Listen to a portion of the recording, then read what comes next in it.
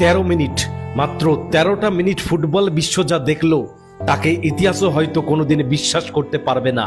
একটা নয়, দুটো নয়, পরপর তিনটে গোল। ঘড়ির কাঁটায় তখন 77 মিনিট পার হয়ে গেছে। 2-0 গোলে পিছিয়ে আর্জেন্টিনা। গ্যালারিতে তখন শুধুই স্তব্ধতা, কোটি কোটি সমর্থকের চোখে জল। সবাই হয়তো ভেবে নিয়েছিল গল্পটা বুঝি এখানেই শেষ, কিন্তু ওপরওয়ালা বোধহয় স্ক্রিপ্টটা অন্যভাবে লিখেছিলেন। কারণ মাঠে তখনও দাঁড়িয়েছিলেন একজন জাদুকর, লিওনেল মেসি। যখন দেওয়ালে পিঠ থেকে যায় তখনই তো তিনি ডানা মেলেন। তারপর ফুটবল বিশ্ব দেখলো ইতিহাসের সবচেয়ে অবিশ্বাস্য 13 মিনিট। প্রথমে রোমেরোর গোল, তারপর মেসির সেই জাদুকরী সমতা, আর সবশেষে এনজোর জয়সূচক হেড।